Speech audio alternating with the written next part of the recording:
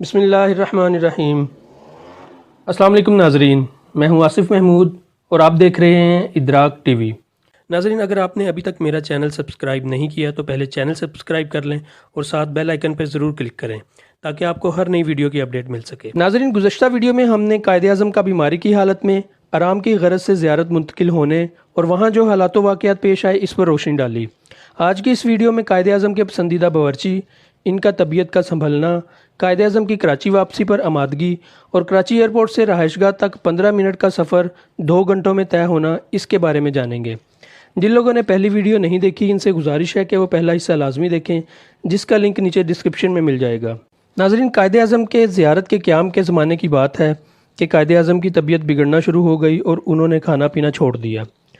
Doctor colonel الہی بخش نے فاطمہ جناح سے پوچھا، آپ کے بھائی کو کچھ کھانے پر کیسے آمادہ کیا جائے؟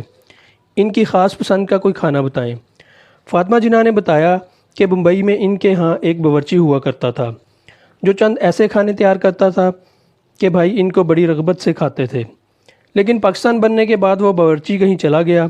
انہیں یاد تھا کہ وہ لائل پور موجودہ فیصل آباد کا رہنے والا تھا اور کہا کہ شاید وہاں سے اس کا کچھ اتا پتہ مل سکے۔ ناظرین، یہ سن کر ڈاکٹر صاحب نے حکومت پنجاب سے درخواست کی کہ اس باورچی کو تلاش کر کے فوراً زیارت بھجوایا جائے۔ کسی نہ کسی طرح وہ باورچی مل گیا اور اسے فوراً زیارت بھجوا دیا گیا۔ تاہم جناح کو اس کی آمد کے بارے میں کچھ نہیں بتایا گیا۔ کھانے کی میز پر انہوں نے اپنے مرغوب کھانے دیکھتے ہوئے تعجب کا اظہار کیا اور خوش ہو کر خاصا کھانا کھا لیا۔ جناح نے استفسار کیا کہ آج یہ کھانے کس نے بنائے ہیں؟ تو ان کی بہن نے بتایا کہ حکومت پنجاب نے ہمارے بمبئی والے باورچی کو تلاش کر کے یہاں بھجوایا ہے اور اس نے آپ کی پسند کا کھانا بنایا ہے۔ جناح نے بہن سے پوچھا کہ اس باورچی کو تلاش کرنے اور یہاں بھجوانے کا خرچ کس نے اٹھایا ہے؟ عرض کیا کہ یہ کارنامہ حکومت پنجاب نے انجام دیا ہے، کسی غیر نے تو خرچ نہیں کیا۔ پھر جناح نے باورچی سے متعلق فائل منگوائی اور اس پر لکھا کہ گورنر جنرل کی پسند کا باورچی اور کھانا فراہم کرنا حکومت کے کسی ادارے کا کام نہیں ہے۔ خرچ کی تفصیل تیار کی جائے تاکہ میں اسے اپنی جیب سے ادا کر سکوں، اور پھر ایسا ہی ہوا۔ ناظرین، جناح زیارت میں 1 ماہ قیام کے بعد جب 13 اگست 1948 کی شام کوئٹہ واپس پہنچے تو انہوں نے اپنے معالجوں سے کہا، بہت اچھا کیا کہ آپ مجھے یہاں لے آئے۔ زیارت میں مجھے ایسا محسوس ہوتا تھا جیسے پنجرے میں بند ہوں۔ ناظرین، کوئٹہ پہنچنے کے بعد 16 اگست کو ان کے معالجین نے ایک مرتبہ پھر ان کے ایکس رے اور دیگر ٹیسٹ لیے۔ ایکس رے کے نتائج سے معلوم ہوا کہ جناح کی صحت بتدریج بہتر ہو رہی ہے اور ٹیسٹ کے نتائج نے بھی اسی رائے کو تقویت دی۔ چنانچہ معالجین نے جناح کو مصروف رکھنے کے لیے ان کو اخبارات کے مطالعے کی اجازت دے دی اور انہیں بعض دفتری فائلیں بھی نمٹانے سے نہیں روکا۔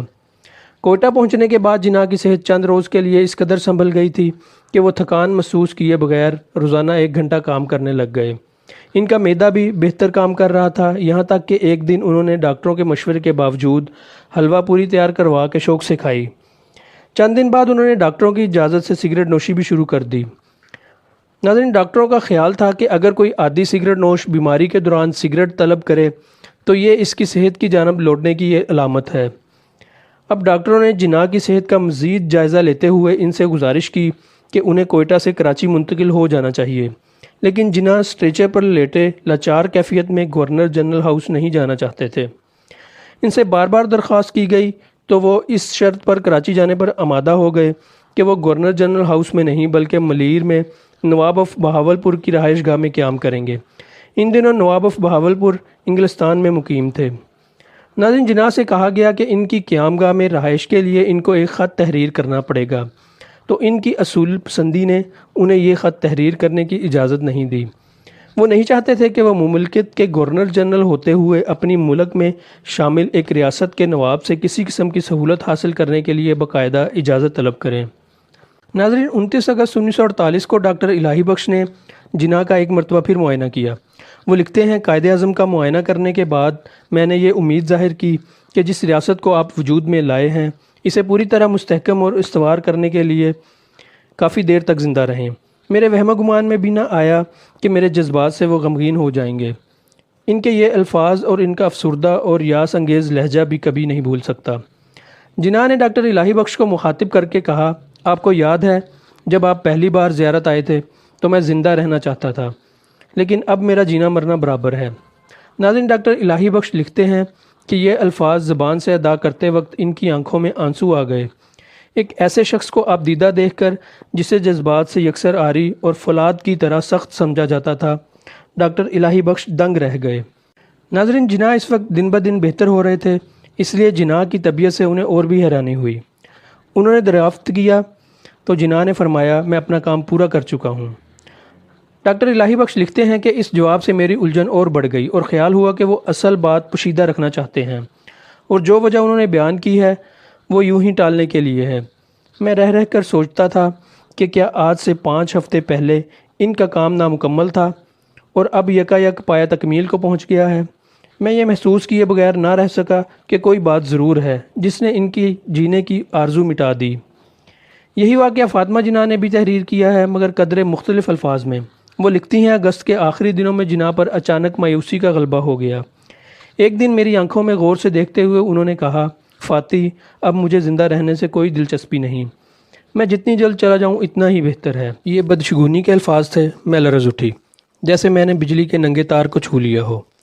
پھر بھی میں نے صبر و ضبط سے کام لیا اور کہا، جناح اب جلد ہی اچھے ہو جائیں گے، ڈاکٹروں کو پوری امید ہے۔ میری یہ بات سن کر وہ مسکرائے اور انہوں نے کہا، نہیں، اب میں زندہ رہنا نہیں چاہتا۔ ناظرین، اسی روز ڈاکٹر الہی بخش نے مایوسانہ لہجے میں محترمہ فاطمہ جناح کو بتایا کہ ان کے بھائی کو ہیمرج ہو گیا ہے اور انہیں فوراً کراچی لے جانا چاہیے، کیونکہ کوئٹہ کی بلندی ان کے لیے موزوں نہیں ہے۔ اگلے آنے والے دنوں میں جناح کی طبیعت مزید بگڑتی چلی گئی۔ 5 ستمبر کو ڈاکٹروں نے تشخیص کیا کہ ان پر نمونیا کا حملہ بھی ہو گیا ہے۔ 10 ستمبر 1948 کو ڈاکٹر الہی بخش نے فاطمہ جناح کو مطلع کیا کہ اب جناح کے زندہ بچنے کی کوئی امید باقی نہیں رہی، اور یہ کہ اب وہ فقط چند دنوں کے مہمان ہیں۔ غالباً اسی دن جناح پر بے ہوشی کا ایک غلبہ ہوا۔ اس بے ہوشی کے عالم میں ان کی زبان سے بے ربط الفاظ ادا ہو رہے تھے۔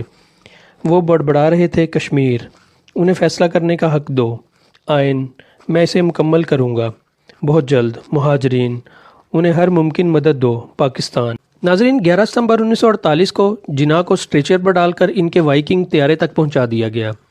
جب انہیں طیارے تک لے جایا جا رہا تھا تو عملے نے انہیں سلامی دی، اور پھر سب یہ دیکھ کر حیران رہ گئے کہ جناح نے انتہائی نکاہت کے باوجود فوراً ہی ان کا جواب دیا۔ ان کے ہاتھ کی جنبش سے محسوس ہوتا تھا کہ انہیں بستر مرگ پر بھی نظم و ضبط کے تقاضوں کا مکمل احساس ہے۔ کوئٹہ سے کراچی تک کا سفر 2 گھنٹے میں طے ہوا۔ اس دوران جناح بڑے بے چین رہے، انہیں بار بار آکسیجن دی جاتی رہی۔ یہ فرض کبھی فاطمہ جناح اور کبھی ڈاکٹر الہی بخش ادا کرتے رہے۔ طیارہ جناح کو لے کر سپہر 4:15 بجے ماری پور کے ایئرپورٹ پر اترا۔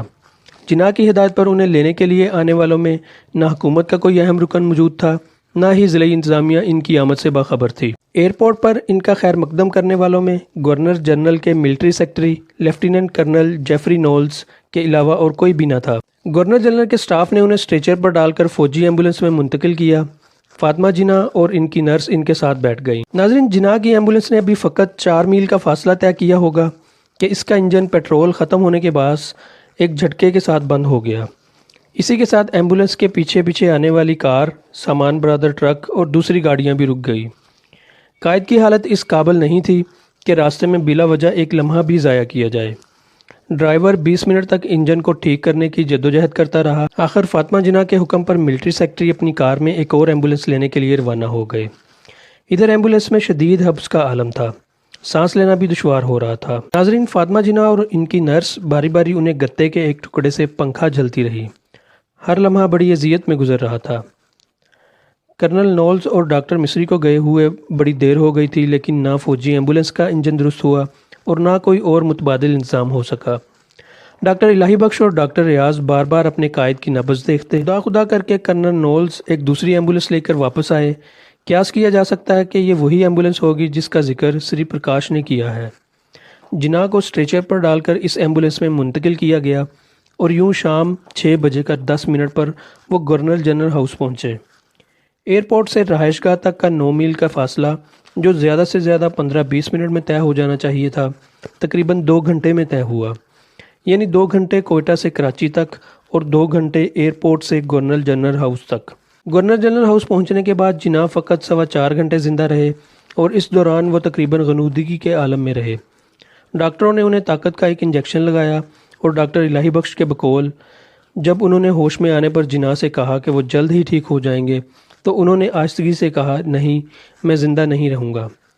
ڈاکٹر الہی بخش کے مطابق یہ قائد اعظم محمد علی جناح کے آخری الفاظ تھے۔ ڈاکٹر ریاض علی شاہ نے لکھا ہے کہ جناح کے آخری الفاظ اللہ پاکستان تھے، جبکہ فاطمہ جناح مائی برادر میں لکھتی ہیں، جناح نے 2 گھنٹے کی پرسکون اور بے خلل نیند کے بعد اپنی آنکھیں کھولیں، سر اور آنکھوں سے مجھے اپنے قریب بلایا اور میرے ساتھ بات کرنے کی آخری کوشش کی۔ ان کے لبوں سے سرگوشی کے عالم میں نکلا، فاتح، خدا حافظ، لا الہ الا اللہ۔ پھر ان کا سر دائیں جانب کو آہستگی سے ڈھلک گیا اور ان کی آنکھیں بند ہو گئیں۔